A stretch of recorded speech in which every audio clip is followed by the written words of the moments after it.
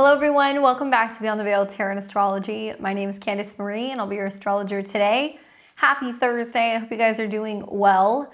Back at it with another video, and this is a highly anticipated video apparently. I keep having people asking me about this, so I figured it's probably about time that we put this out. We are coming into eclipses for 2025. March is going to be kicking off our spring eclipse season. And this is going to be everything you need to know about the full moon lunar eclipse in the sign of Virgo. If you like my videos, you want to see more of them, make sure you click the bell button below, subscribe to the channel, and if you're already subscribed, make sure that you have not been unsubscribed. Please give me a thumbs up if you like this video and consider sharing this video with other astrology fans. Any interaction with the channel really helps the channel grow. So do me a favor and leave me a comment and let me know where this eclipse is taking place in your chart.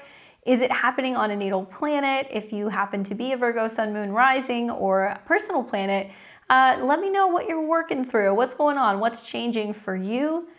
And I'm really just curious to see how this eclipse season unfolds. Now, if you guys have not seen it already, I do cover the eclipses, both the full moon lunar eclipse in Virgo, as well as the solar eclipse in Aries in my March 2025 horoscopes. So make sure you check those out. They're very lengthy. It's about 20 minutes for each sign, but it's going to tell you everything you need to know about navigating the transits for March. Now, I'm going to be touching on the 12 rising signs at the end of this video, so if you guys stay tuned, and after you listen to my spiel, we kind of talk about the Sabian symbols and the aspects of the eclipse and what it might mean, I'll be touching on this for the 12 rising signs, so definitely listen to that. Now, it depends on where you are in the world. I know we've got people all over the place. I'm on Central Time here in Texas, so some people are going to be experiencing this lunar eclipse in Virgo on the 13th of March, 2025. Some people are going to be experiencing it on the 14th of March, 2025. So adjust your time zones accordingly. Where I am, it's going to be happening right around 1:54 a.m. Central Time. So that's going to be 2:54 a.m. on the Eastern Coast. And that means it's going to be happening sometime around 11:54, obviously in the Pacific Coast, if I'm doing my math correctly. Correct me if I'm wrong, but still, people in different time zones. So this is going to be interesting because we have yet to see a eclipse in Virgo yet since the North and the South node changed signs. Now you're going to want to think back to what was being seeded in the fall of 2024. We had a lunar eclipse in Pisces, which was in opposition to this degree at 24 degrees. And we also had a new moon in Virgo. So we will be taking a look at those time periods, just kind of piecing together how this is kind of interconnected to 6 months ago. And it'll be taking place very soon. Now, just because an eclipse is happening in 2 weeks doesn't mean you need to wait 2 weeks for the eclipse effects. And that's something I always tell people. You can see effects of eclipses happening a couple weeks in advance. You could see this playing out the day of, and likely we will see effects for this for several weeks and months down the road. So just some food for thought on that. The day is important, but you guys are going to start seeing these themes kind of heating up. Now, this is a powerful lunar eclipse in Virgo, and it's powerful because the aspects taking place at the time of the eclipse are so significant. It is tied to the South Node, so it does represent what we are clearing out, what we are getting rid of. And there is a need to reflect on the past and wrap something up. So a lunar eclipse is like a full moon on steroids. Now, this is a celestial kind of reset, okay? And we're going to see some wild twists. Today we'll be unpacking all of that and talking about how it's shaking things up because of the connection to the South Node, Uranus, as well as a retrograde party going on in Aries. So grab your star maps, let's dive in, pull out your chart, and we'll take a look. So the first thing you want to look for is, where is Virgo in your chart? You might say, well, I'm not a Virgo sun, moon, or rising, but you've got Virgo in one of those houses. That house is the area where the eclipse is going to be. And we have not had eclipses in Virgo for almost 9 years. You can even go back to 18 years ago, the last time you had the South Node in Virgo, the North Node in Pisces. So you'll want to think about themes from 9 years ago, themes from 18 years ago. And if you have anything about 22 to 24 degrees of Virgo, okay, sun, moon, rising, an angle if you're an immutable rising sign, or if you have a personal planet there, this eclipse is going to be a little bit more impacting for you personally. Now, obviously, it's associated with the South Node. This is a South Node eclipse, and the South Node is about karmic baggage. For some of us, the past is returning, maybe past habits, or maybe getting out of our comfort zones and where we're ready to kind of let go. That's definitely a good theme with a lunar eclipse. But in Virgo, it's about shedding overthinking, perfectionism, as well as getting lost in the weeds when it comes to details. Now, this is a cosmic nudge basically to declutter our lives mentally, physically, spiritually, and emotionally, so that way we can stop sweating the small stuff and anything that's been holding us back. So, okay, cool. Here's a fun factoid. This eclipse is also going to be at 23 degrees. So we're going to read the Sabian symbol, and I feel like it really resonates. As many of you guys know, I go into the degree astrology. I'll also go into the Sabian symbols, but the Sabian symbol I feel like is very appropriate for this particular eclipse. So 24 degrees of the Sabian symbols is Mary and her little lamb. So you see like a sweet, simple scene of Mary caring for her lamb. And I think it's really all about stripping things back to what's pure and what's real, and letting go of Virgo's need to overanalyze and judge things and really focus on what it is we truly love.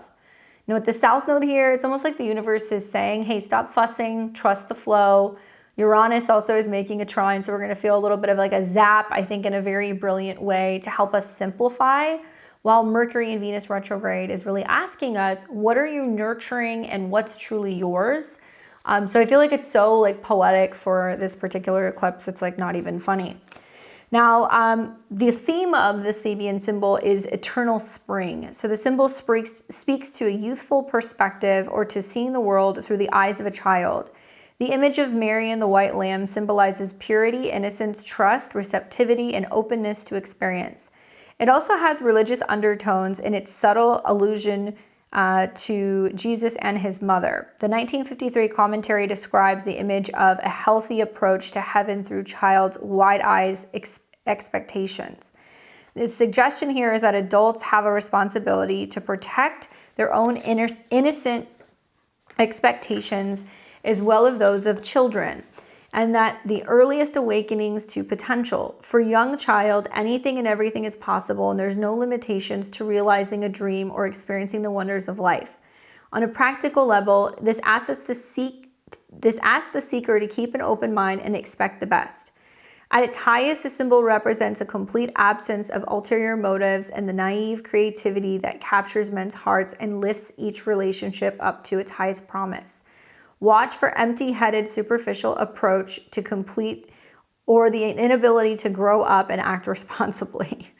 The accent is on purity and innocence, and you may find yourself feeling more optimistic and inclined to trust others or take things at face values. Your greatest advantage lies in being open and receptive and sincere, expecting the best from yourself and others, and hoping that it brings positive results.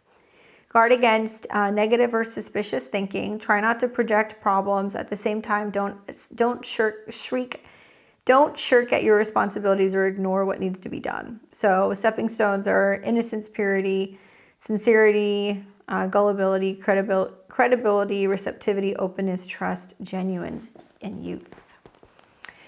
All right, so man, this eclipse. Before we get too deep into anything beyond that, let's talk about the degree theory, and then I'm going to actually show you guys what was seeded 6 months ago. So this is going to be taking place at 23 degrees. All right, 23 degrees is an Aquarius degree. So this is like where the wheels fall off, things get wobbly, all of a sudden something accelerates, and then there is some kind of unexpected shock, surprise, and it's about the future and where we are going. So my interpretation is that, there is a need to kind of go through this emotional clearing out, this emotional dump. Maybe it's going to be about, clearing anything that is keeping us from being able to move forward. And obviously, Aquarius can also be about technology. So I think there's going to be a pretty significant kind of interlay of that 23 and the moon and Virgo, and it's going to be about a lot of people being like, oh my God, my job is changing, my lifestyle is changing, this is happening quickly. It could be that your habits are changing, that your schedule is changing. These are the things that you guys want to watch And obviously we know Virgo deals with our health, our habits, our daily routines. It deals with pets. It also deals with systems. So when we look back at what was seeded, let's go back now and let's look at the new moon in Virgo that we had 6 months ago. So all eclipses, I guess all lunar eclipses have like a seeding point. And this would be the 6 month earlier new moon. So we saw in the fall, we had a new moon in Virgo, which was not a solar eclipse. It wasn't close enough to the south node yet. The south node was still in Libra. And then we had a full moon in Pisces, and I'll show you guys that in a second. But look at the degree in which this new moon was at. It was at an 11. So 11 is Aquarius, 23 is Aquarius. So it was already kind of saying, hey, we're going in a new direction in the future when it comes to some of these Virgo themes. Now, if you look at this, we also had the new moon in opposition to Saturn. So some of these new things that were coming felt challenging. It felt emotionally overwhelming. And maybe for some of us, we felt blocked, or that there were delays, or that there was like a slowing down effect of getting to where we wanted to go, right? Virgo is all about being organized and productive and healthy. At the time, we also saw this new moon come into a square with Jupiter. So there was like a grand mutable square actually a mutable T-square, not grand, nothing's in Sag. That was happening. So it made Jupiter the focal point, and it made this kind of tension between the sun, moon in opposition to Saturn a little bit more significant. And what was that doing other than making it bigger? Well, it was also touching on the fact that it was going to be bringing in more communication, more media, more information, maybe more travel, more learning. And Jupiter does not perform well in this sign. It gets a little overwhelmed. It can try to kind of do too many things at once or have too many irons in the fire. And this was as we were getting ready to come into what would eventually be December's second Saturn-Jupiter square. So there's also been this back and forth between restriction and limitation, especially spiritually, emotionally, and maybe feeling a little unsure. And this represents, collective themes of limits and limitations, and how that was going to be a pretty well-spoken topic. So it's manifested as lots of talk about immigration, lots of talk about borders, very Saturn things. And it's also been cultural clashes. It's been, philosophy clashes. It's been also a lot connected to freedom of speech. Because Jupiter wants, freedom. It wants to be loud and proud. And when it's in Gemini, it wants like the megaphone. So throughout 2024, in August and then again in December, when we saw the Jupiter-Saturn squares, it went hand in hand with some pretty significant turning points revolving around the world, where we're seeing certain countries really cracking down on freedom of speech. So we saw more news about censorship here in the United States. We definitely saw riots in the UK over freedom of speech, and people voicing their concerns for some of the growing, increasing issues with immigration. And this is when there was this kind of ramping up of more themes revolving around disclosure and getting information or honesty or truth revolving around health and health systems. And that's very much Virgo. So this is as we were getting ready to come into the United States, having our presidential election. Obviously, as many of you guys know, RFK Jr. kind of joined forces with Donald Trump, promoting the MAHA movement, which was to make America healthy again. And he was really speaking out, and he was speaking out against where there was lack of transparency, lack of accountability, lack of oversight for medical systems, for what's in our food, what's in our water. And he was really gearing up to, I think, eventually kind of sidestep and decide not to run, or to willingly remove himself from certain states to be able to support Trump, who then in turn offered him a position. And now he is kind of serving in a health position in the United States. So it's interesting now to see that this was not an easy feat. There was a lot of pushing back and kind of challenging information, news, and media. And I remember around the time of this new moon is when people were starting to kind of make comments about health publishings, studies that had been published, data that had been published that was being scrubbed and it was being removed, and things that were being removed so people didn't have information in regards to trials and, tests and other things like that. And it was becoming increasingly harder to get clarity or transparency revolving around health-related matters. We were also starting to see fears ramping up revolving around, obviously, what was it? It was the bird flu. That's still kind of on and off, ongoing, but because a lot of that was kind of starting up then, we could definitely see some of that stuff going on. We've also seen, because Virgo is health, some of the squares to Jupiter and the oppositions to Saturn, there's been new emerging information and news revolving around health, as well as pharmaceuticals, as well as data and information, things that are being released revolving around trials, if you guys get what I'm kind of saying. So yeah, I think it's all kind of now coming home to roost. I think that's what we're looking at. So if we move ahead and we look at this becoming an eclipse now, we're going to look at, actually, let me go back. Let me show you guys something really quick.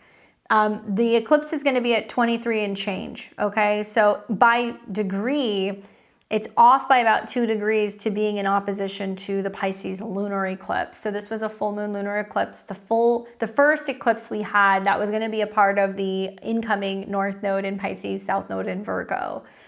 Both of these signs deal with health, right? Virgo is more, are you eating your veggies? Are you doing your routines? Are you, working out? Are you, staying organized? It's more the practical application when it comes to health and habits, versus the Pisces aspects, and like Saturn, Neptune, and eventually the North Node in Pisces has been, okay, well, we've been told to do these things, or we're supposed to brush our teeth, or we're supposed to have the supplements, or do this or do that, but like, is it actually helping, right? So Virgo is also connected to like herbalists. It's connected to people who are pharmacists. It's connected to also data and information pertaining to health. So there was this incoming theme that came through this eclipse, that we were going to be really looking at more of the North Node in Pisces, mental health, right?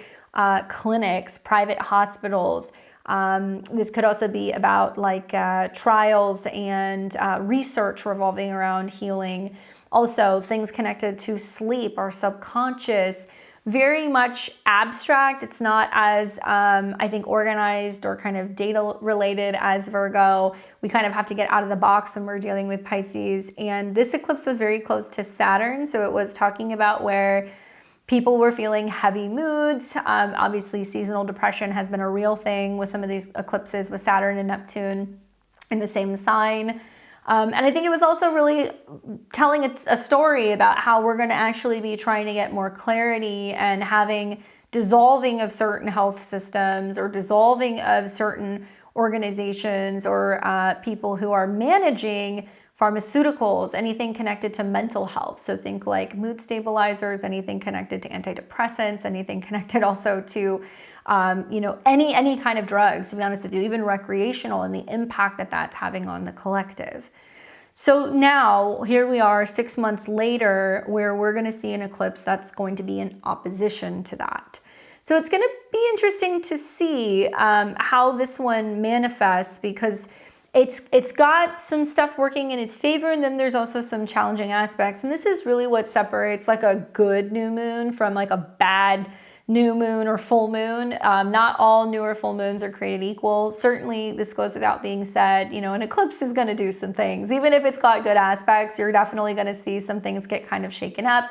And this is that time period where doors are opening and doors are closing. So spring 2025 eclipse season is kind of kicking the door in with a lunar eclipse that's like, okay, we're getting rid of something, we're cleaning house. And the truth is that all roads lead back to Aries, and it's really about what the individual is choosing to release. Be that emotionally, spiritually, financially, physically, there is something that we are waking up to. And the reason being is because the ruler, Mercury, is in Aries. Now here's where it gets spicy. It's spicy because the eclipse is going to be trining Uranus in Taurus. And Uranus in Taurus is now awake. It's about innovations, realization, liberation, shocks, surprises, and changes. 2, food, agriculture, farming, resources, banking, money, physical things, okay? And the impact that that's actually having on the eclipse and that the eclipse is having on Uranus. So, you know, it's harmonious because it's a trine, and trines bring the energy of Jupiter, which basically makes things feel bigger. So we've got a South Node eclipse where everybody's going to feel like there's a big emotional clearing. And then the trine, which makes that feel bigger, is to Uranus, which is shocking. Big shocks and surprises, right? That's kind of what I'm predicting, big shocks and surprises. Obviously, both of these signs are earth signs, so they're very physical, tangible, and literal. And I think with Virgo's kind of like earthly focus and the trine to Taurus, you know, Uranus and Taurus, which is a little bit more stubborn, it's trying to get us out of our rigid ways and routines, okay? Uranus is the rebel planet, so it's meant to kind of shake up stability. It brings sudden insights and breakthroughs. So I do think that this new moon is really about expecting this full moon, excuse me, is about expecting the unexpected. I do anticipate there's going to be some like aha moments for some of us about our routines, our health, as well as our money, okay? Taurus is money, banking, liquidity, assets, property, materials, all of that stuff. And it's likely going to be bringing in a bold new way to work smarter, not harder. And that's what I like about this, is that it's saying like, you know what, the routines, the systems, the ways that we've been doing things, it's too draining. We're being too critical. There is a sense of maybe feeling emotionally all over the place, disorganized. And so through implementing Uranus and Taurus, which could be the willingness to spend on, you know, an app to help us better organize our schedule, or to manage our budget, or to read also the items or scan the items that we buy at the store that can give us more information about the nutritional benefits and values, can actually be really helpful in making better or smarter health decisions and get out of some old outdated ways of buying or consuming things. So I'm optimistic about that. But, you know, just wait. Mercury, the ruler, is going to be stationing. So this means that Mercury has hit the degree which it will retrograde back. The very next day on the 15th, Mercury is going to start its retrograde. Now, here's what's fascinating to me. I haven't even done this video yet, but I'm going to tell you guys this. Venus started her retrograde at 10 degrees of Aries. Mercury is going to start the retrograde at 9 degrees of Aries. And then we have a solar eclipse at the end of March. And you guys will get this video in a couple weeks. We will then see the solar eclipse basically be at 9, okay? So when I tie it all together, the Venus retrograde, the Mercury retrograde, and also the lunar eclipse are all foreshadowing the end of March when we have a solar eclipse in Aries. It's all saying the same thing. So, you know, Aries and Virgo, they don't see eye to eye. We've got a really strong Martian energy, which is bold, dynamic, entrepreneurial, pioneering. Let's get it done. Let's get going. Let's start. Versus Virgo, who's like, hold on. We need the to-do list. We need to check everything off. We need to check the schedule. There's a process. We need to go through this. And Aries is so impatient. It's like, no, I don't want to do that. So there isn't a exact quincunx, but by sign, there's a quincunx or an inconjunct from Mercury to the moon in the South Node. There is a quincunx going on between the moon and Chiron, which is also shadowing basically that, you know, we need to kind of clean up some of our systems, some of our diet, some of our habits and our routines. Otherwise, we are inflicting wounds on ourselves, right? Chiron and Aries.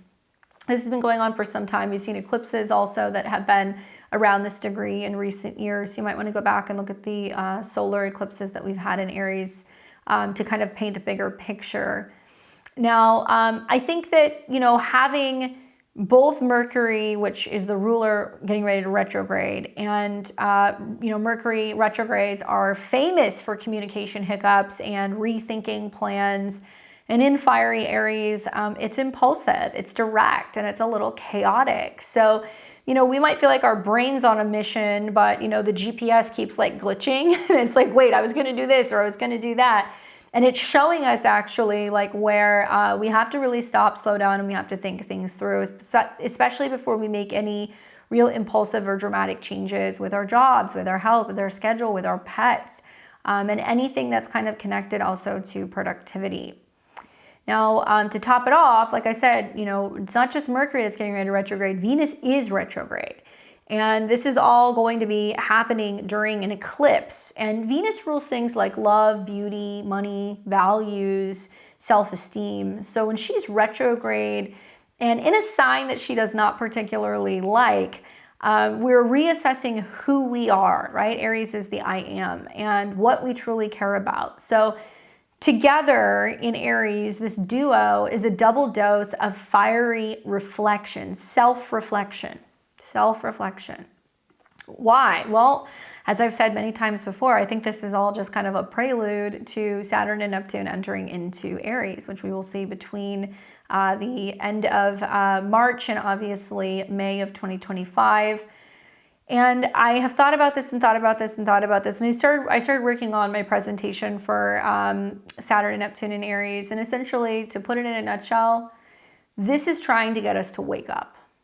That's what it's trying to get us to do. Because we are at the end game right now. You guys are witnessing the final moments of like Rome before it falls. That's the truth. And it's trying to get us all to wake up from this collective dream. To see that we're stuck in the matrix, or to see that we have been deceived, or we have been, you know, disillusioned, or we have been buying into some of the stories that we have been told, or some of the stories we tell ourselves. Many of us have fallen into maybe victim mentality, or we have felt as if we've been isolated or kind of alone out in the world. But this is also going to be the turning point where there is this mass clearing out that happens, and it's giving individuals a chance for the first time in a very long time to say, what is wrong? How can I fix it? How can I deal with it head on? How can I take charge, you know? And for many of us, it's going to be a job change. It's going to be a health crisis. It's going to be a sudden shift that's going to be happening where something's going to feel like it's going to fall out. And it's up to us personally to figure out how we are going to fix it individually, but also collectively, so we can wake up from this dream, so we can become aware of where we have kind of imprisoned ourselves in certain situations, and where the human spirit, I think, will be incredibly resilient, and it's going to rise up, and you're going to see people who are going to become more self-sufficient, independent, and take charge of their lives, or taking charge of their health. I think that's really what this is about. So, you know, I think that this is a time where it's going to be intense. I think that a lot of us are going to be having experiences where, like I said, we're reassessing who or what we truly care about. We might be revisiting old flames and rethinking our self-worth and trying to align that with a new set of values, maybe questioning how we assert our desires. And it's intense, but it's a chance to really realign our heart and mind with what's truly authentic, as Mercury and Venus are conjunct at the time of this eclipse in the sign of Aries. Now, like I said, it opposes the lunar eclipse in the spring, so it's bringing up the lunar eclipse that we had in the fall of last year, this spring. We also see that we have all of these planets that are going to be conjunct the solar eclipse point. So a lot of the stuff that's happening, it's almost like eclipses are kind of bookends, you know? So we have the first eclipse that's kind of like, here's the ending and everything's getting rewired. And then 2 weeks later, we're gonna have the solar eclipse in Aries, which is gonna feel more like a new beginning. Mercury will still be retrograde then, but at least Mars, the ruler, will be direct. So a lot of this eclipse energy is gonna have to play out in March. And quite frankly, we're not really gonna start to even remotely feel like we figured out what's happened and how we proceed forward until about mid-April. So we'll be dealing with this energy for about a month. And even after that, there's going to be some reactivations of this eclipse, and I'll show it to you guys. But I'm sure you're wondering, you know, how does this particular eclipse impact you? Well, I mean, collectively, the moon deals with how we're all feeling. So when the moon comes in conjunction with the south node, we're going to go through some kind of emotional clearing. It's going to also come into a sextile with Mars in Aries. So we're going to feel incentivized to make action, especially at home or on a domestic kind of zone, whether that's moving, renovating, decorating, rearranging, cleaning. Certainly a full moon in Virgo. I mean, one of the best rituals can be decluttering, cleansing, purifying, protecting, praying over. So, you know, do not underestimate the magic that cleaning house can really you know, have, I think, on a lunar eclipse in Virgo. But the sextile to the Mars transit, which is now direct, is helpful because it's helping us kind of get the show on the road.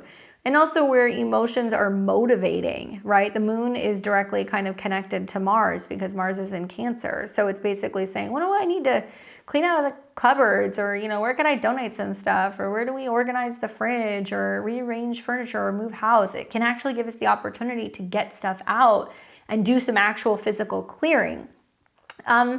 For the more difficult, challenging aspects, I think, you know, my mind goes directly to the fact that the moon is going to be in opposition to Saturn. So it's not just the moon in opposition to the sun, which shows the delicate balance between mind, body, spirit between these two signs. But moon in opposition to Saturn does feel like there is something where we're being kept at a distance, or there is some kind of spiritual block, or there is issues with sleep, or the impact of lack of sleep, or worrying, or fear, or depression, how that impacts our other health habits and routines, and like how if we're not getting enough sleep, it can totally disrupt our health. And equally, you know, if we have negative habits and things that are going on that we are finally ready to get rid of, you know, we can find ways to be able to heal that. And we might be implementing physically working out more, I think, with Mercury and Aries. It could also be about meditation, hypnosis, past life regression, therapy, you know, anything like that that happens in a hidden or a private space. But moon in opposition to Saturn is just difficult emotions connecting and feeling emotionally alienated and separate from something. So, you know, for a lot of people, Virgo is like very practical and matter of fact, and Pisces is a little bit more nebulous. So having Saturn in the 12th house could be like, okay, you know, do we need more faith, right? Do we need more kind of spiritual guidance? Do we need to be more solid in our visions and our beliefs in order to be able to overcome some of these challenges? Because Virgo in the energy of the 6th house, you know, anybody will tell you who has those placements, it's a lot of hard work and it's a lot of sacrifice and being humble and serving other people as well. So you'll see that theme kind of come up. I do feel like it does mean that some people are feeling like separated from their homes, or that it's hard to find home, or home security, or themes revolving around homelessness certainly can kind of come up under this as well. Moon in opposition to Neptune also makes things a little confusing, hard to see through, hard to kind of rationalize and figure out what's logical and practical, and instead things become confusing and kind of like mush. And emotionally, we're a little bit more sensitive or aware or likely to be empathic and absorbing things from other people. So I definitely think that that's something that I would watch for. I think that, you know, these two oppositions are very colorful. I mean, even when you look at some of the retrogrades, we're going to see Venus going retrograde around 24 degrees in April. We're going to see Mercury going retrograde, I believe, around 24, 25 degrees. So when Venus and Mercury are opposing, when they go direct, it's opposing this eclipse degree, right? And it activates the eclipse that we had last year. So you're going to hear lots of themes of stuff that's been kind of brewing, or things we've been waiting to become aware of, or waiting to deal with, or things that we've been waiting to see come out, you know, in the open. We're going to kind of sort through some of the muddledness and some of the mess, and we're going to be trying to make sense of what it all means. Even Mercury's connection to the eclipse retrograde in the sign of man, Aries, means a lot of individuals are going to go, what? What are you telling me? What does this mean? You know, I lost my job, or, you know, I have this health issue, or there's been this test or this diagnostic report that's come back, or, you know, shocking news about health coming out that's going to be impacting individuals, right? Mercury's about to retrograde. Mercury deals with health. Venus is going to deal with things that we eat or things that we consume. Now, I'm optimistic this could be the announcements about rolling things back. So it's like individuals aren't going to maybe be able to have access to certain foods any longer. Could be, especially from an American perspective, knowing that there's going to be a bunch of FDA reevaluations of medication, of stuff that's put in water, also reevaluations of psychological and mental health drugs, reevaluations also of medical recommendations and things like that. And so I think it's going to basically have a lot of individuals reassessing and reevaluating, like, wow, do I want to read this? Do I want to learn more about this? Is it going to change or influence, you know, what I'm buying or what I'm eating or consuming because of Venus's connection to Taurus? It could also mean that this could be a huge reassessment maybe for certain health or food or drug manufacturers, especially when it comes to the business side of like Mercury and Venus getting ready to go retrograde, and how much money is going to be going into certain programs. And I think that's part of this as well, like people starting to realize and reevaluate if they're donating money, where is that money actually going? If there's money that is being taken, you know, out of government funds that's being spent on things that's supposed to be helping and creating systems or helping those in need or helping people who are homeless or having issues with, you know, being displaced, finding out really where some of those funds are going, right? So I think that's going to be the difficult thing, is that we're going to see actually there's been some things that we have been doing that maybe we haven't been so aware of, or things we've been participating in and just going along with it. And then we find out, oh my God, it's actually like not being used for positive things. Or, oh my God, I've been told to eat a certain way or live a certain lifestyle or take a certain medication. And it's like causing the problems. So I think there's going to be a big wake up call basically with this eclipse, and a lot of these things are going to start now registering on a much more individual level, and people are going to have the opportunity to reevaluate the way that they look at health and healthcare. Also, food labels, everything revolving around what they're consuming. And I think that the unfortunate side of this eclipse, and it's already starting to happen, is that individuals are going to be finding out that their job is changing. Why? Because Mercury is about to retrograde and it's connected to the South Node. Loss of something, what? Job. But also how people are responding to other changes. When you have financial changes in your life, when you're having changes in your love life, you know, changes going on with your health, how do you respond to that? That Venus retrograde is how can you love yourself and love yourself some more? The Mercury retrograde is, you know, are you going to regress and go back into bad habits? I think a lot of this is, especially going back into Pisces, is going to be like, hey, when the world gets heavy or when things get difficult, do we have a routine to fall back on? Or are we falling off of our routine and back into bad habits? And, you know, with Saturn and Neptune coming into Aries pretty soon, I think it's going to be a lot of people that are now not going to be able to blame anybody but themselves if they're not actively making change. I think we're moving out of like this victim mentality. We're moving more in the direction that's like, if that's your perspective, if that's what you want to believe, that's fine. But like, you have to save yourself. And it's going to be a little bit difficult for some individuals out there who have become very comfortable with the Saturn North Node Neptune stuff in Pisces. That's like, it's not my fault, I get a pass, you know, I can't take responsibility, this happened to me, versus these planets going into Aries is going to be like, you can stay in your own self-made prison if you want, and if you want to believe these things, and if you want to think this, then, you know, you're gonna be there, and you're gonna be there alone. Because Saturn and Neptune really wants to focus on the doers, not just the dreamers. When it's in Aries, that it's great to dream, but that we're gonna have to actually take some kind of action. And in order to do that, you know, likely there has to be something that we need to fix, or a problem that's coming up, or, you know, maybe we are quitting a job to, you know, follow our own dream. Very Saturn, Neptune, and Aries. I think that, you know, in terms of how this is going to be impacting individuals personally, you know, I think this eclipse is going to feel like a wake-up call to like ditch outdated habits and embrace feeling freer and more authentic in your own skin. And with Virgo South Node, we're letting go of control of freak tendencies, right? So like there's like this tendency of like wanting to control things and having everything in its place and having it be perfect, and we're not doing that anymore. We're letting that go, and we're recognizing where we could be too self-critical, too obsessive about things, or like needing things to be a certain way, and that it's like driving us crazy. Trying to strive for perfection is something that we will never achieve because it's not possible, it's not real. So, you know, I think that this is also helpful because Uranus is adding that spark with the trine, and it's a spark of liberation. And Mercury and Venus retrograde are obviously pushing us to rethink our voice and our values. So all these things mixing together is really saying, yes, it's confusing and it feels chaotic because it's happening all at one time, but it's meant to get us to reassess something so we can feel more so empowered on a personal level. So in terms of what happens during Virgo lunar eclipses, you know, historically, any eclipse is going to bring up specific things kind of connecting to the sign that it's in. So traditionally when we see South Node lunar eclipses, you know, these are closures. So this is like finishing a job, ending a health threat, decluttering your space.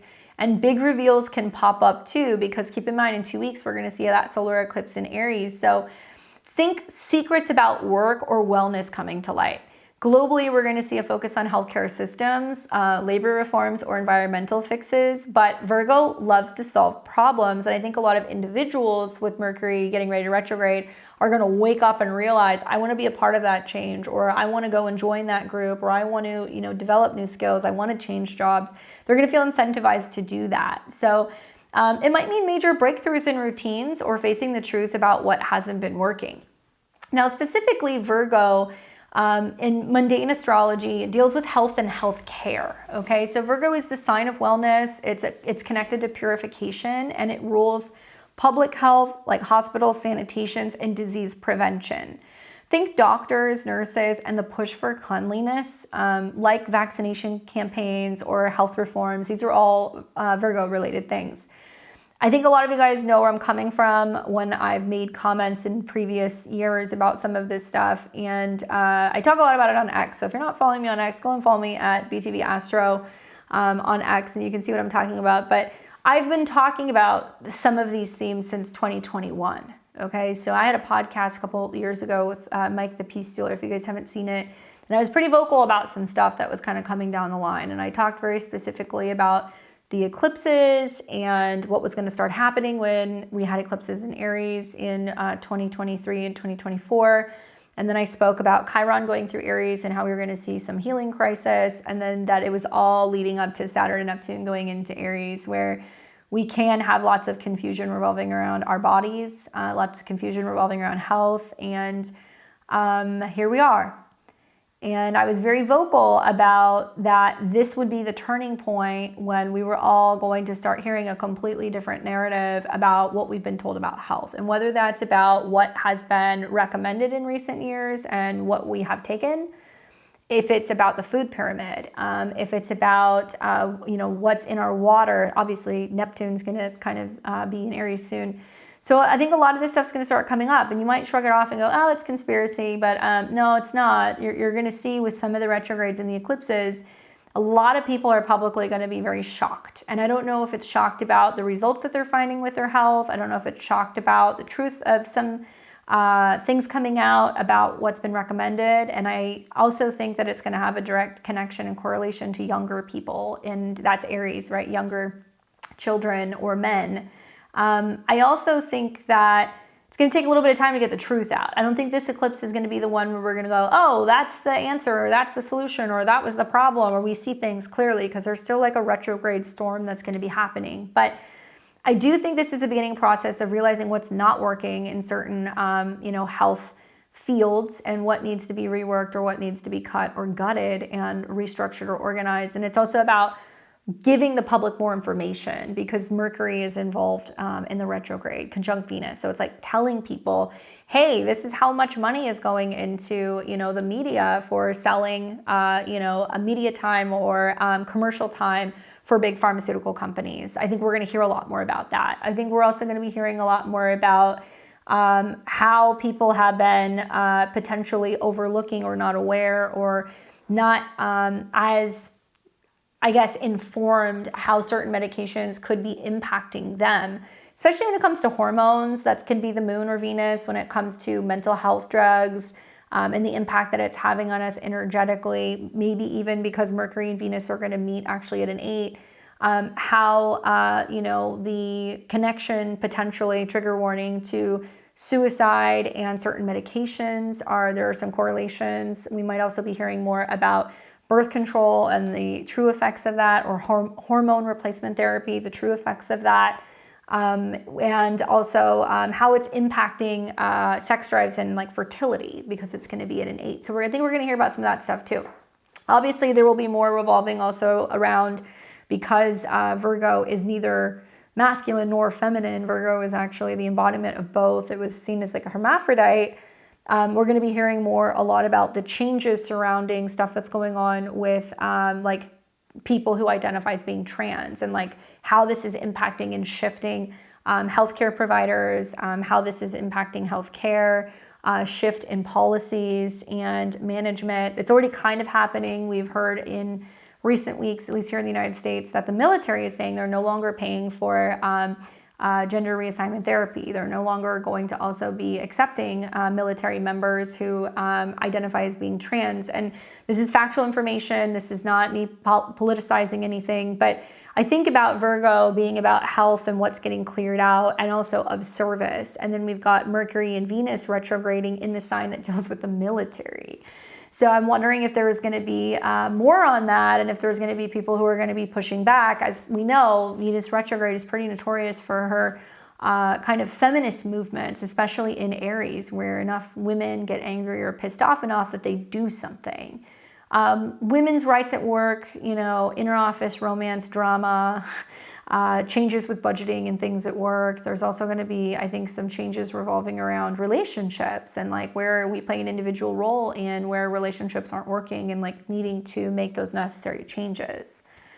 I would watch for labor and workers. You know, I think because Virgo oversees the working class, so this is like everyday people. Think service industries, people who work at hotels, people who are, running errands for other businesses, if they're serving food, if they're bartending, if they're cutting hair, and any kind of civil servant as well. So I think that teachers, clerks, anyone who keeps the wheels turning basically, as well as unions, labor conditions, and workforce trends tend to change under this watch. I would also be watching agriculture and food because it's an earth sign, and Virgo is connected to harvest and food production, food delivery services as well. That could be another one. And it's also connected to grain, like grain stores, dietary habits, and how nations feed their people, and practical sustenance stuff. So this goes without being said, like watching a lunar eclipse in Virgo where we're gonna see some issues with grocery stores, products availability, hygiene products, food and grain, maybe even for animals and livestock. And then you see Mercury, which is about systems, and Venus, which is about resources, retrograde.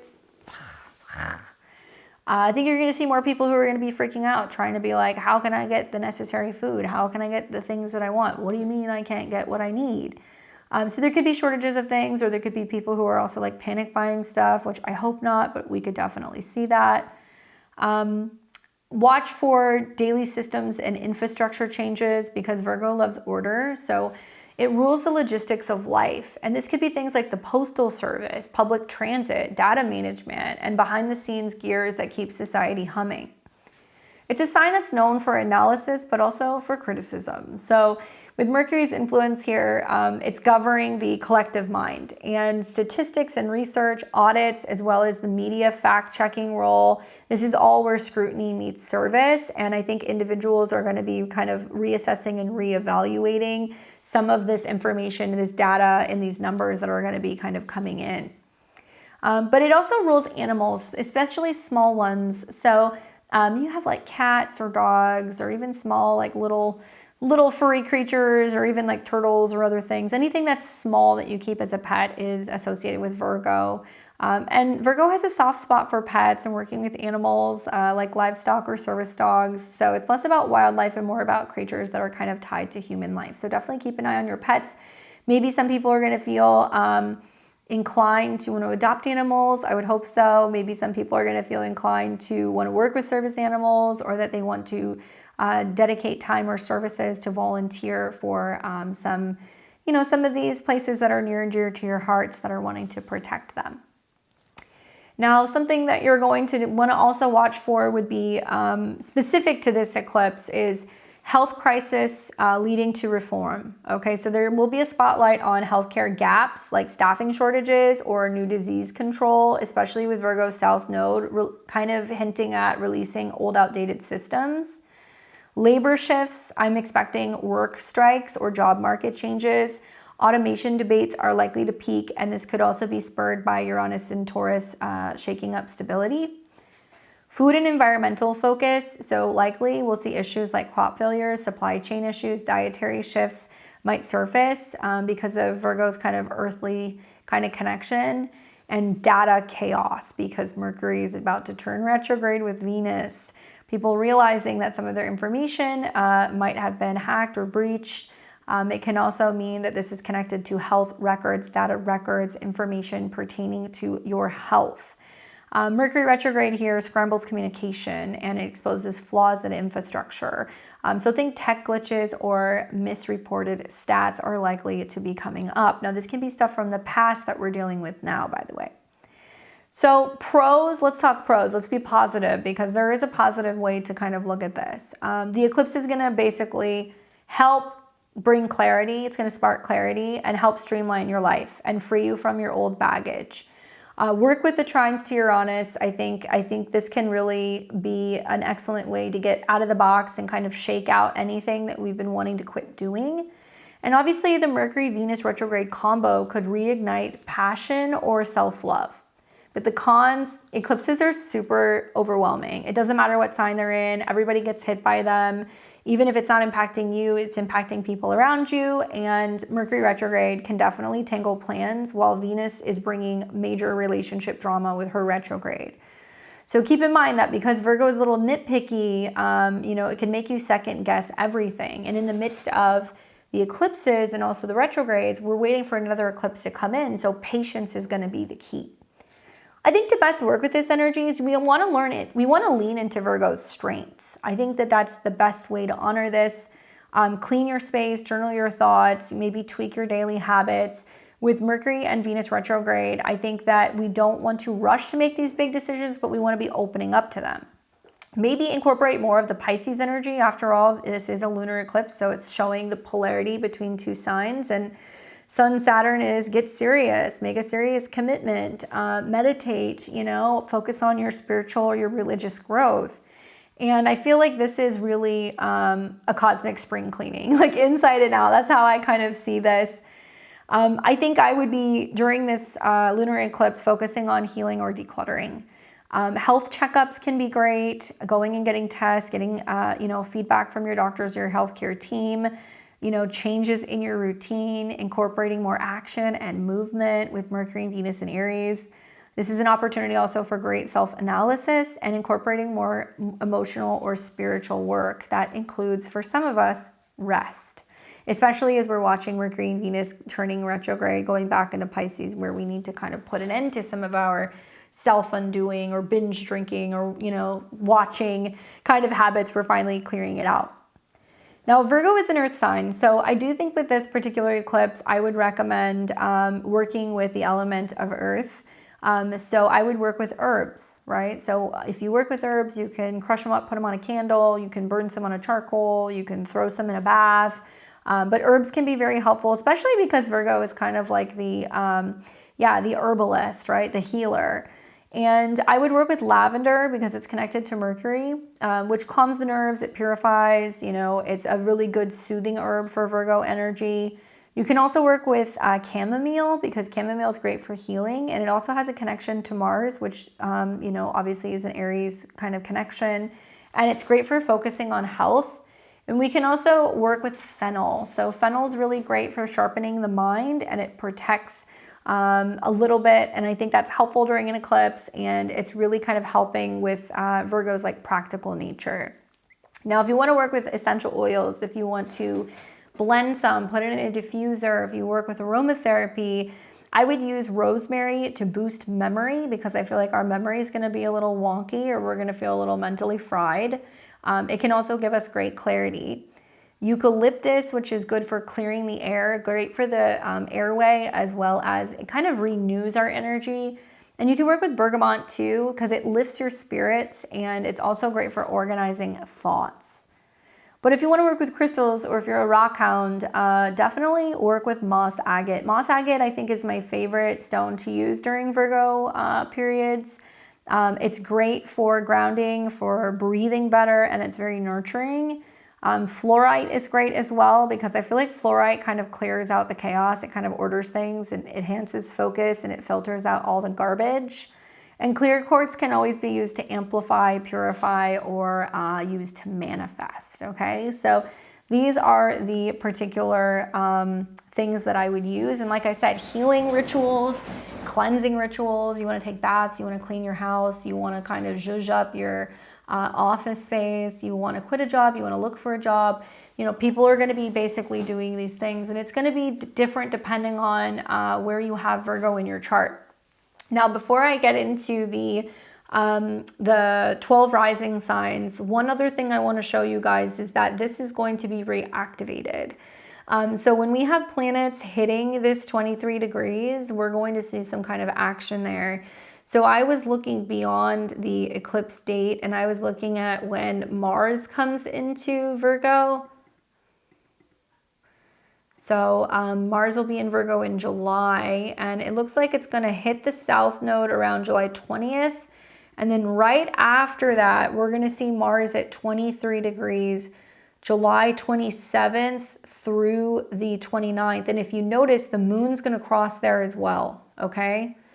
And look at this, Mercury, which is tied to Mars, it's the ruler of Virgo, is retrograding with the sun in opposition to Pluto. So there's going to be more unfolding of this particular eclipse when we get to that point. Mars being there, and then obviously down the road, like when Mercury hits this degree, which will be a little bit longer. So you'll see this when the sun and Mercury, it looks like they're going to cazimi near this degree. Look at that, on the 14th. So it's conjunct by 2 degrees, but then September 14th, you know, through about the 17th, it's going to come up again. So planets which go through that degree, you're going to see some stuff. And by then, we're getting into the eclipses in September. So it really does have like a 6-month working window that's going to be kind of going on. So yeah, interesting to kind of see that correlation and that connection there. All right, well, let me take you now to the 12 sign predictions. As always, I am a Western astrologer, so that is what I practice. I'm not a Vedic astrologer, and I'm going to be showing this to you guys from the whole sign Western system. If you happen to be a Placidus user, that's okay. All you need to do is you need to take a look at where 23 to 24 degrees is in your chart. You may have to listen to more than one rising sign. I do recommend listening to your rising sign because it's going to show you what area of your life you're facing this grand clearing out or completion in. I also recommend listening to your sun and your moon sign, okay? Because especially your moon sign, because this is a lunar eclipse, it's associated with the moon, it may have a pretty significant impact on your moon sign. So listen to your rising, your sun sign, and your moon sign, but especially your moon sign this go around. And as a reminder, anybody with anything about 22 to, let's say, 26 degrees of Virgo, sun, moon, rising, or personal planets, you're going to be impacted. Same thing with my mutable risings. So Gemini, Sag, and Pisces, you guys will be feeling the effects of this as well. All right, so let's get personal. Let's take a look at what the lunar eclipse in Virgo means for the 12 rising signs. We're going to start first with my Aries and my Aries risings. What's going on, guys? How you doing? You're going to be seeing a lunar eclipse in Virgo coming in your natal 6th house. All right, so for my Aries and Aries risings, I predict for you a work or health epiphany hits.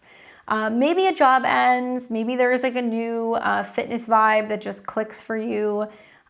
This could be revolving around releasing overworking tendencies, you know, finding balance in the grind. And I really recommend rethinking your routine. Don't just push through chaos, like let things flow. The ruler at the time is retrograde in your sign. So it could mean some of you guys are saying, hey, I need to take a step back. I need to change my schedule. I need to work less. I need to heal something. I need to reassess something and ask whether or not you need time before you're ready to kind of get the show on the road. As all these planets are retrograding back into your 12th house, it feels like you're going back into your cocoon, and then something is actually going to be reemerging kind of later spring going into summer.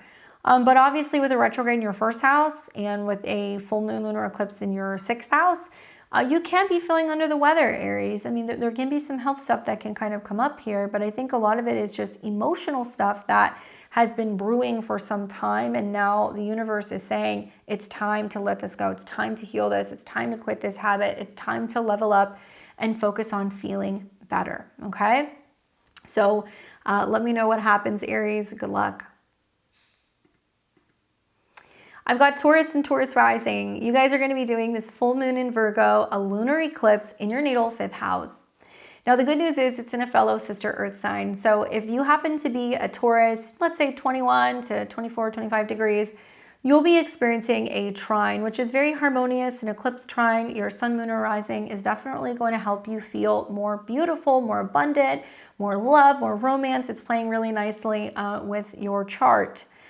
So I'm predicting with a full moon lunar eclipse in the 5th house, creativity or romance gets a jolt. Old passions resurface or they fizzle out. The theme for you is letting go of perfection in play, embracing raw joy, learning to create, dance, love, date, and have fun. And this is all about painting, dreaming big, and not clinging to what's complete or what's done, creating for the sake of creating, right? So the 5th house is tied also to speculative gambling, taking chances, self-employment, investment. It can also be about children. So if you have kids, big things can be happening in their lives. Equally for Taurus and Taurus risings, keep in mind that a full moon in your 5th house, which is making aspects to Uranus in your first, could be your pregnant, unexpected pregnancies, or there could be welcomed pregnancies that are coming in, completion of creative projects, and falling in love. Now, when this eclipse happens, the ruler, which is in the 12th house, retrograde with Venus, means that you are reevaluating, what do I love? What do I want in romance? What's going to make me happy? And you're having to kind of meditate and think about this for a little bit. Or it could be something that you have a dream about. You had a dream you were going to get pregnant. You had a dream you were going to meet somebody. And you're still working through that subconsciously. Could be inner child stuff that you're healing as well. Good luck, Taurus. I hope it's a beautiful eclipse for you. We have got Gemini and Gemini rising. Gemini, what's going on? You've got a lunar eclipse full moon in Virgo in your 4th house, squaring your sign. Not quite squaring Jupiter. It's a little wide for that, but it will be squaring you. And you've also got a lot of like Pisces stuff on the other end. So if you're kind of like a mid-degree, 20 to 29 degrees of Gemini sun, moon, or rising, you're going to be the focal point of a mutable T-square. So it's saying, hey, to better navigate what's going on at work and at home, you need to communicate, you need to share, you need to be optimistic, you need to be versatile and flexible. So full moon lunar eclipse in the 4th house definitely brings some very dramatic home and life shifts, okay? So think a major move, closing on a house, some unexpected situation with the family, some kind of truth is coming out, in your family, finding out that your landlord is wanting to sell the house, or maybe just up and deciding, you know what, I think I've had enough living where I'm living. I'm ready to kind of get out of here. Clean out the garage, clean out the kitchen, that kind of stuff. Stuff can come up with family members and parents here as well. It doesn't just have to be your home. Now, I think this is great for decluttering roots, making space for peace. And I recommend redecorating or talking it out with loved ones, but keep it real. Now, at the time of this particular eclipse, the ruler Mercury, which is also your ruler, is getting ready to turn retrograde in Aries in the 11th house, which means this could mean you're getting ready to have a family party or event. There's about to be something worth celebrating. Maybe somebody's getting married, getting engaged, having a baby. There's a party, there's a graduation. Maybe you feel like there's new goals that are coming up for you and that are coming online in regards to what you're hoping to achieve when it comes to your home and your family. But it looks like you might have to be making a change. So you might be telling your friends, yeah, we're moving, or, we're going through this big change in our family, and it's impacting or bringing you closer to some of your social circles as you share some of that information. Obviously, eclipses bring up the tension between two opposing forces. So while the full moon's bringing your attention to your emotions in your private life, your 10th house is stacked, and it almost looks like there's just a lot going on and a lot of responsibility in communicating and showing up at work in the real world. So good luck balancing that. I hope it goes well for you guys, and definitely keep me updated. Now we've got Cancer and Cancer rising. Gemini, you almost got two there. Cancer and Cancer rising. We're going to be talking for you guys about this incoming lunar eclipse in Virgo in your natal 3rd house. All right, Cancer. So the third house is communication, contracts, traveling, learning, siblings, neighbors, vehicles. It's the junk drawer of astrology. Well, what can I say about this? In a lunar eclipse is going to affect you, right? Because you're ruled by the moon. So, you know, you're a little bit more heavily impacted by full moons than some of the other signs. Thankfully, it's in nice aspect to Mars, so I do feel like you're feeling energized and incentivized to take action, fight, stand up, get something done, communicate. Communication can get loud with an eclipse in the third house. So words from the past can echo back. Things you have said can come back up. Things that you have written, that you have posted can come back up. And I think the theme is going to be about releasing over-analysis and just simplifying your words, speaking your truth, making it very clear, you know, and easy. I also feel like this is beneficial for some of you guys. If you want to get your ideas on paper, write it out, write letters, just don't send them yet. Trust your gut. Know that if you've been meaning to have a conversation, or if you're wanting to, you know, post a website, or if you're wanting to start a blog or anything like that, it's getting ready to come up in some capacity. Now, the ruler of this particular lunar eclipse is Mercury, and Mercury is getting ready to turn retrograde in Aries in your career zone as it's meeting with Venus. So there is like this need to reassess, or I guess reevaluate your job. Maybe you're reconnecting with somebody you used to work with. You get an email, you get a message, you get a call. It is possible that, you know, you're finally coming back around to, you know, reassessing your job, or maybe you've been waiting to have a sit-down meeting with a boss and now you're getting ready to do it. Maybe you've been meaning to update your website or your LinkedIn, right? This could be a good time for you to do that. Watch for communications also with siblings, or there are things going on with siblings which are requiring you to feel like you need to take some kind of action, or you need to be the person to initiate communicating or talking to them. And it can also be about care of parents as you have planets in the 10th house. Good luck. We've got Leo and Leo rising. You guys are going to be doing this full moon lunar eclipse in Virgo in your natal second house. All right, so for you, well, this is a financial one for Leo and Aquarius. It's quite financial because it's hitting your money houses. So I'm predicting for you that money or self-worth is going to take center stage in some way, and there could be a surprise gain or loss that shakes things up. Now, the theme for a full moon lunar eclipse in your second house is letting go of material stress, right? Valuing your essence. And I'm recommending for you guys to budget smart, but focus on what truly makes you feel rich.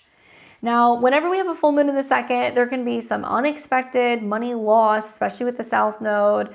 Maybe we're selling something, we're releasing something, we're giving something away, okay? That's possible.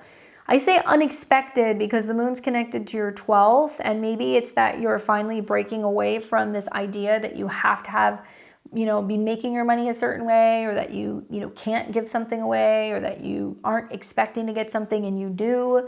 I look at what's going on in the 8th house, where the Sun and Saturn means that maybe you're going to receive more from another person. Maybe a spouse is going to be giving you some funds or picking up the slack in paying for stuff. Maybe you're going to get an inheritance, a tax refund. Maybe it means that there is going to be spousal support or child support coming in. Maybe there's a settlement. Something that makes you feel more solid, right? And it's kind of hard to feel like things are solid when the South Node's in the second house.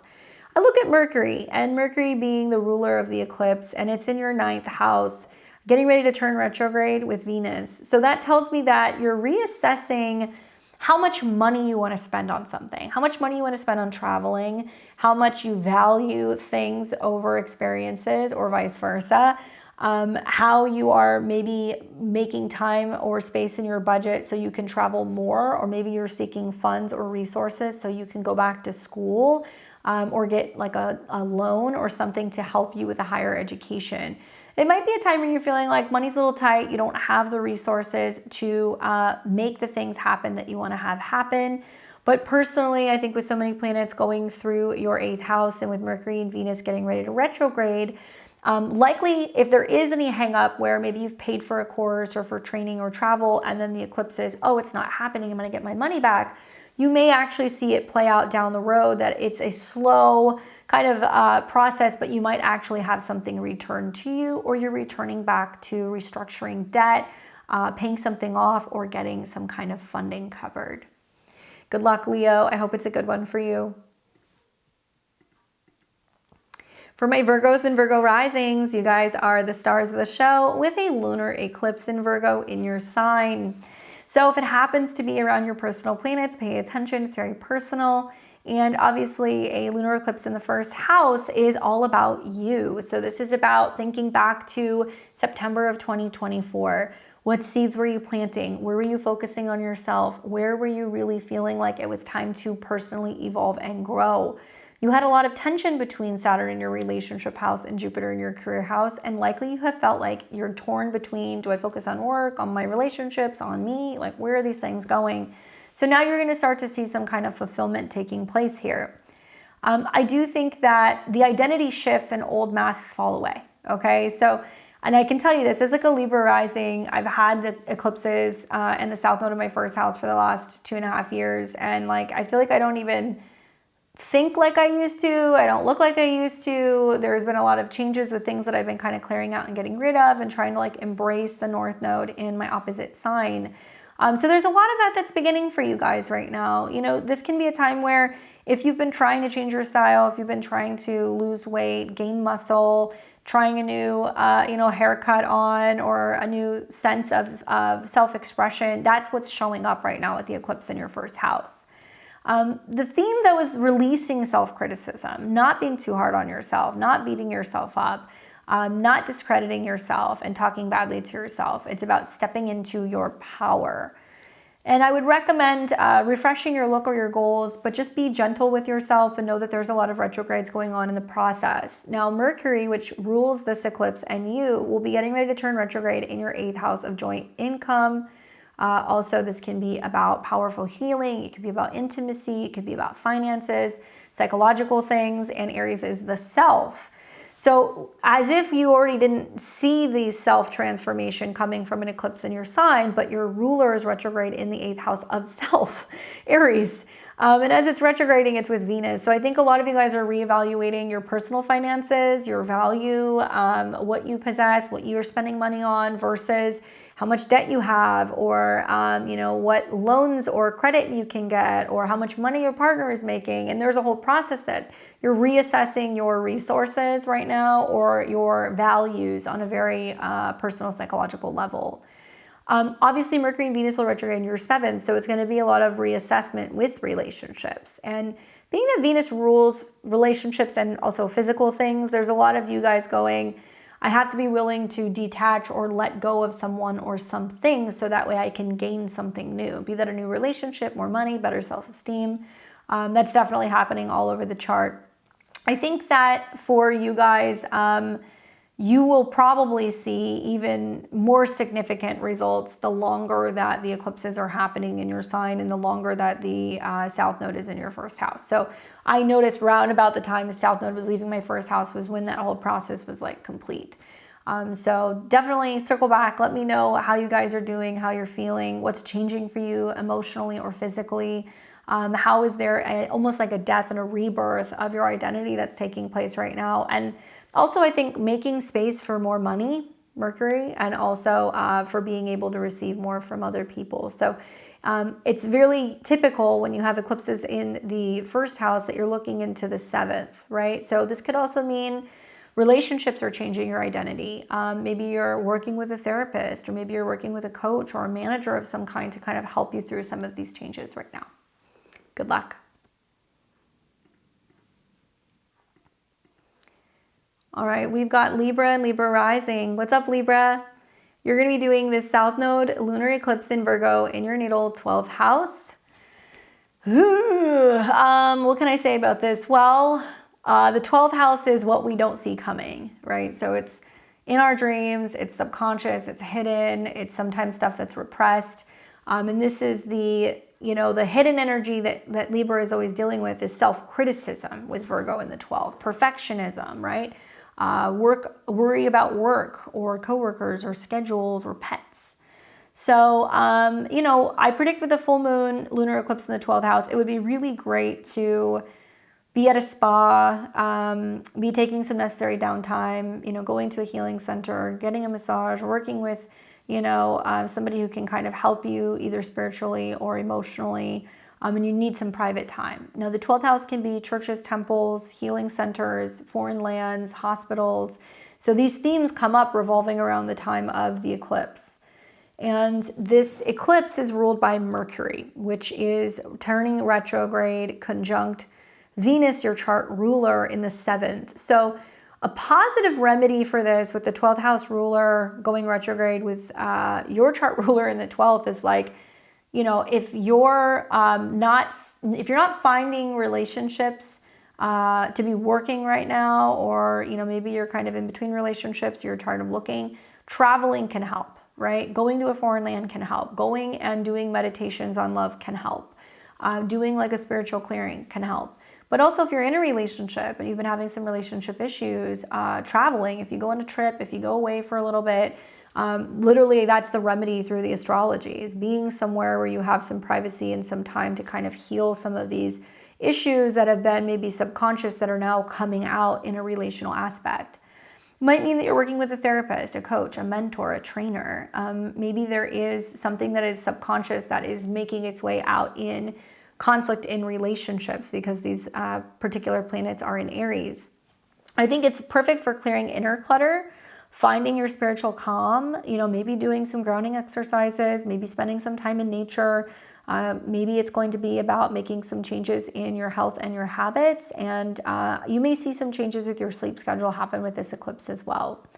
I recommend meditating or journaling, but don't escape into distractions. I feel like that's the big lesson here, is like where we have had some self-undoing tendencies that's causing problems. And in your case, the retrograde is going through your 7th house. So things that you have been overanalyzing and not talking about or communicating well is creating problems in relationships. Then you have Mercury and Venus going back into your 6th house, which means that you're going to be less focused on other people, more focused on you and your routines and your health, and not letting other people sway you or kind of throw you off kilter. And focusing on how you can better help others, but also creating that necessary boundary in that line where you're like, I can only help them so much, and if it's kind of doing me a disservice or if it's hindering me, then it's time for me to kind of readjust the scales.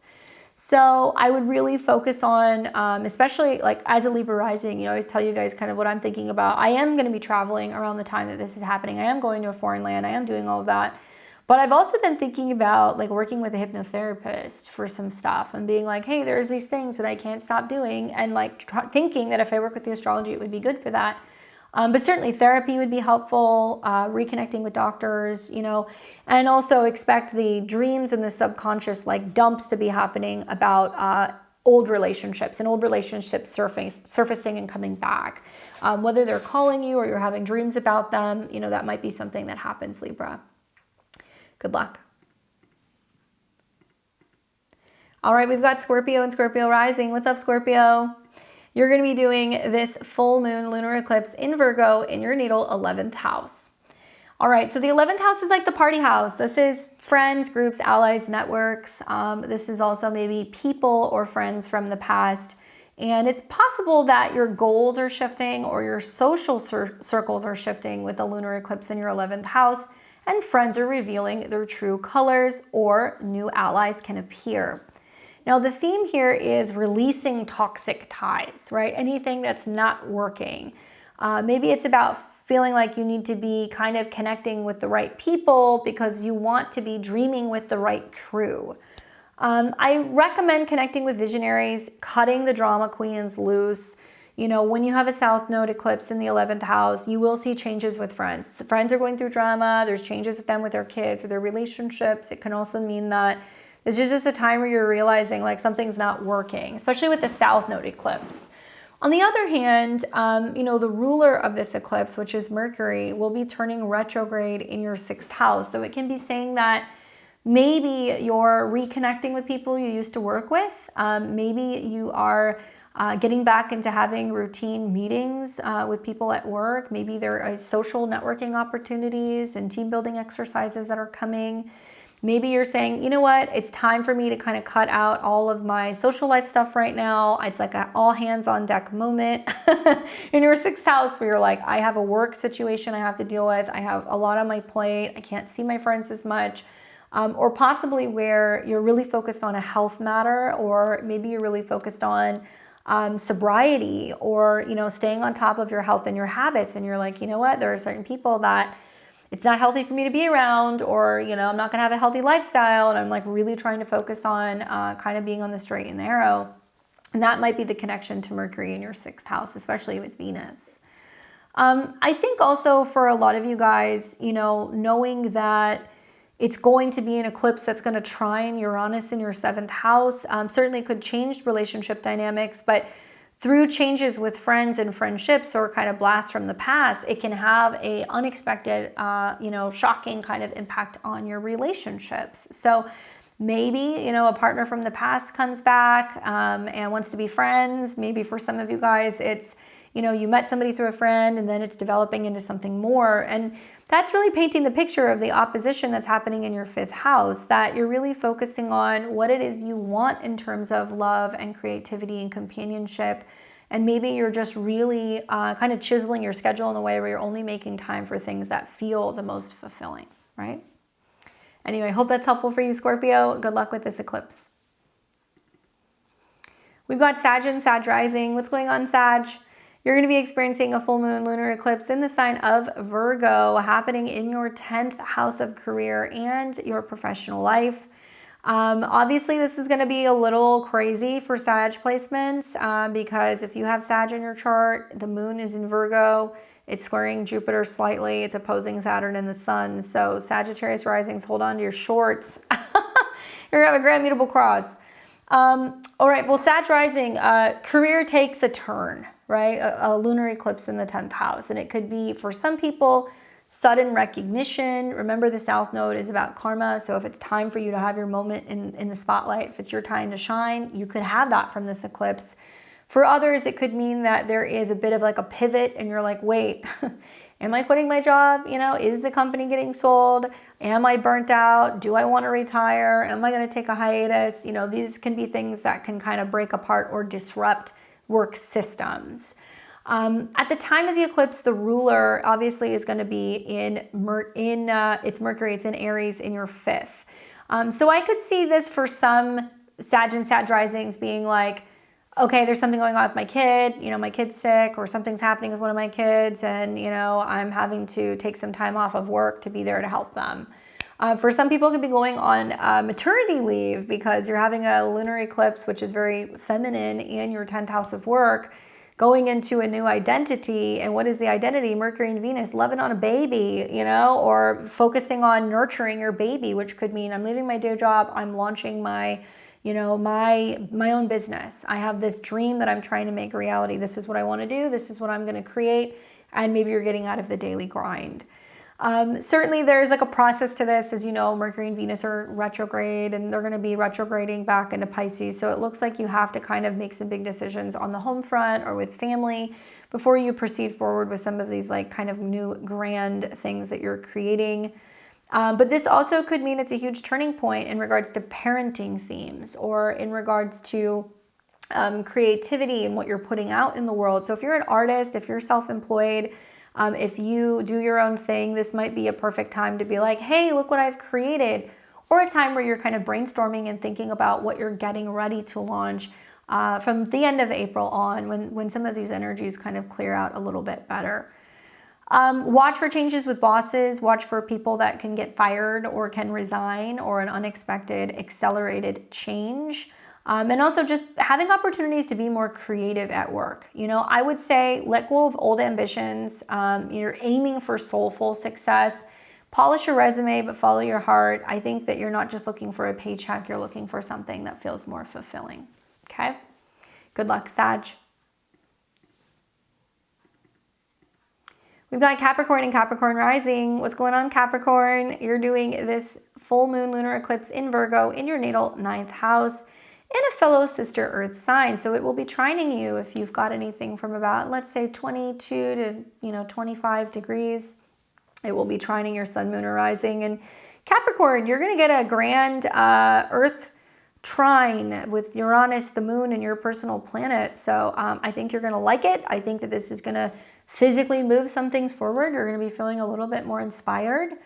Obviously, a lunar eclipse is a big deal. It's a significant shift. This one is a big one for you because it opposes Saturn, your chart ruler. So you're being challenged by this. The moon rules relationships, and it could be relationships to people like teachers, lawyers, mentors. It could be publishers. It could be foreigners, in-laws. You know, these are all kind of like ninth house people. So you're getting challenged by the moon. It's a very relational aspect. What do I predict for you? Well, your beliefs are expanding. So think like a trip, a big idea, you know, totally rewrites your worldview. The ninth house is also about completing education, completing a big trip, a legal matter, publishing a book, graduations. These are things that happen revolving around ninth house transits. I think the theme here is like releasing rigidity, right? Which is not easy for earth signs to do. You guys are rigid because you're practical, you're reliable, I get it. But I think that this is about exploring with open eyes and being open to different belief system or philosophy. And I would recommend studying something wild, but don't box yourself in. And the opposition to Saturn is very interesting because it might mean that there's a relationship at a distance. It might mean that there is a relationship with somebody who's very culturally different or diverse. It might mean that you're having a difficult time scheduling travel or completing education, and you're having to kind of ask yourself, why is this happening? Is there a bigger meaning behind this? You know, what's the challenge here? Watch out for legal matters. That can definitely happen with a lunar eclipse in the 9th. And at the time of the eclipse, the ruler, which is Mercury, is getting ready to turn retrograde with Venus, which is already retrograde in your 4th house. So the storyline goes something like this. The lunar eclipse is bringing in some theme of travel. Maybe you unexpectedly have to travel. Well, where are you going? Back home to visit a parent.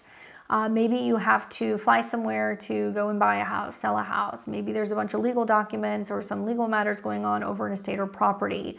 Maybe you're dealing with family matters at a distance. And the retrograde is basically saying it's giving you the opportunity to reassess and rethink, where do you want to live? Where is home? So this could also be a time where you're traveling and you're finding some places and you're feeling it out before you decide to move, which I think a lot of Capricorn and Capricorn risings will do in the next 12 to 18 months when Saturn and Neptune go into your 4th house and you're considering living in a completely different place or redefining your home and your living situation. So it might be kind of kicked off from some of these lunar eclipse events.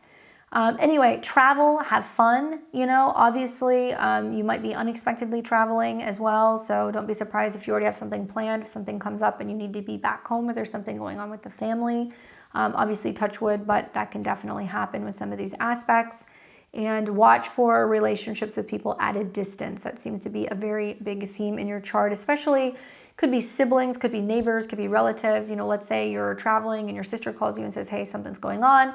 Or you're out of town and your neighbors call you and say, hey, there's somebody at your house. You know, these are the kinds of things that you want to be watching for.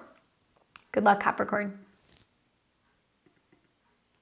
We've got Aquarius and Aquarius rising. What's going on, Aquarius?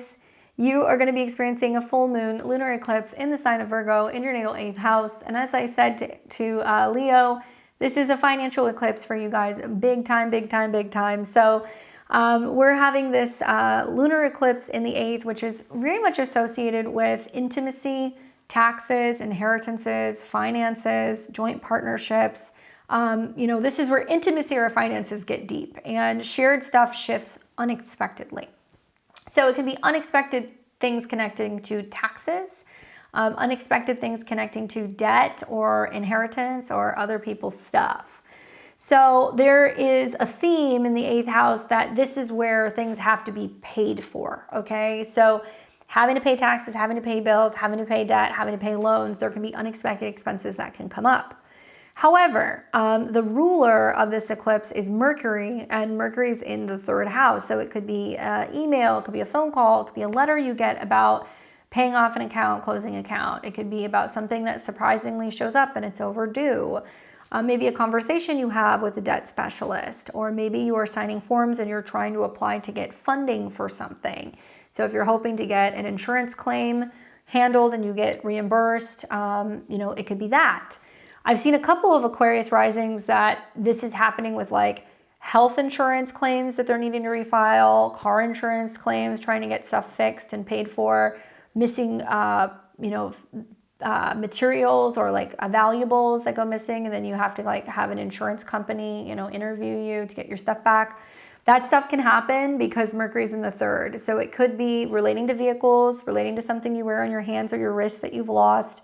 It can also be things that you have to sign or documents that you have to read or conversations you have to have about money or taxes or joint financial related things. So Mercury and Venus are going to go back into your second house in a couple of weeks, and they're going to touch Saturn again, or at least Venus will.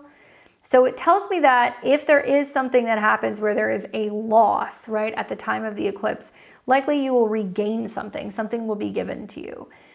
Equally, 8th house eclipses, obviously touch wood, but sometimes this is the time where, there is some unexpected death of something. It could be a relationship, could be a job. In your case, it's like the car breaks down. Oh, there's an expense. I hate to say that, but that could happen. Or there is some unexpected issue with a gadget or a cell phone or a problem and it breaks and you got to buy a new one, or you're trying to check your warranty, trying to see if it's going to be covered, right? So those are the things that I would watch for. Obviously this is going to bring up themes revolving around feeling like you don't have any control and you're having to trust the unknown with the South Node eclipse in your 8th house. And I would just recommend, if there's any intimacy issues or financial issues or secrets that come up from this eclipse, talk it out with your partners. Communication is being highlighted, and remember to kind of keep your boundaries clear, and definitely contracts and returning to things that you have agreed upon or things that you have signed will be very important. Good luck. And finally, we've got our Pisces and Pisces risings. What's up, Pisces? You're going to be doing this South Node lunar eclipse in Virgo in your opposite sign in your 7th house of relationships. Oh my goodness, Pisces. Well, it's going to be a bit of like a double-edged sword. So I know that there's a lot of Pisces risings out there right now with like Saturn and Neptune in their first house in the North Node, and they're like, I'm alone, or I'm single for the first time in a while, or I don't want anybody, or I don't want to be around anybody. Like that is common, especially for Pisces risings. But this South Node eclipse is kind of taking you out of that. And it's putting the attention on others. So when you have eclipses in the 7th house, it has less to do with you. It has more to do with other people. Your clients, your business partners, your fellow coworkers. It could be also your therapist. It could be your astrologer. It could be, your romantic partners, your spouse. But it's usually about other people, right? So when this eclipse comes through, it's a South Node eclipse. So yes, for some relationships that feel like they've been on the rocks, this could be that final turning point where if you're ready to break away from a relationship and let something go, the South Node eclipse can let you do that. However, sometimes karmic soulmates come in when we have South Node eclipses in the 7th house. Sometimes people from the past come back that we weren't anticipating hearing from or seeing. Sometimes it also means that there is some kind of subconscious clearing that happens in relationships, or other people are going through dramatic changes and it impacts us. In your case, I think that's the case because the eclipse is obviously in opposition to Pisces Sun, which is about you, your energy, your vitality.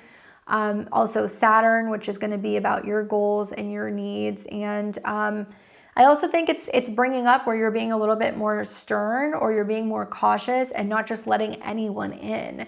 And you're really focusing on your independence and your strength and not allowing relationships to kind of rock and roll you maybe the ways that it's done in previous years.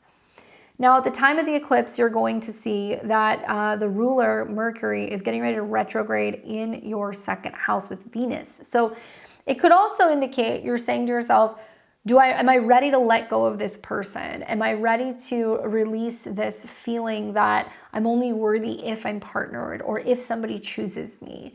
It's a complete reevaluation of your self-worth, also your resources as well, and the role that other people play in your finances. And that could be your clients, that could be your accountant, that could be your husband, your wife, your boyfriend, your girlfriend, and conversations you're having with them about money. What is mine and what is yours? Obviously, there is going to be a sense of maybe either repaying someone or somebody paying you back, and that's bringing up that need to kind of reconnect with somebody from your past. But yeah, it looks like there's a need to be kind of stern about what is yours and what is theirs, and having a clear sense of that awareness. Now, with that being said, lunar eclipses in the 7th house could bring huge turning points in relationships. You know, you could be falling in love, saying I love you, getting engaged, getting married. You know, there could just be major focus on unions and connections. But I think in this case, for those things to happen, you're deciding, do I want them? Does it work for me? Do I want to go back to that? Does something need to change? So relationships will hit a turning point. I think love either clarifies or dissolves. I think that what you're releasing is codependence and finding your own footing and not feeling like you have to be reliant on other people or that they have to be reliant on you. And I recommend reflecting on your partnerships and choosing what's going to lift you up at the time of this eclipse. As you know, with Saturn in and out of your sign for the next year and the North Node in your sign, it's all about you. And it doesn't mean you can't partner, but you're going to be less tolerant maybe of partners who are critical or partners who aren't having healthy habits or they aren't showing up in a relationship in a healthy way. And you're really exercising this newfound sense of, I think, self-awareness and also, like I said, boundaries for your personal space. So that's going to definitely come up during this particular transit. I hope it's a good one for you, Pisces. Definitely let me know as it's going through your opposite sign. And with that being said, that's going to be the full moon lunar eclipse video in Virgo. I hope you guys enjoyed this. And obviously this lunar eclipse is a cosmic clean slate with a kick. So make sure that you go back. You can listen to this throughout the next month or so and see how it resonates and let me know how you're feeling with the energy. Definitely drop some comments for me below. I'd love to hear your take on what you think about this eclipse and how you're feeling. And if you enjoyed this video, make sure you hit the like button, give me a thumbs up, and subscribe to the channel. That way you can kind of follow along with more astro insights. Until next time, keep on shining. I'll see all of you guys very soon, and happy eclipsing. Take care.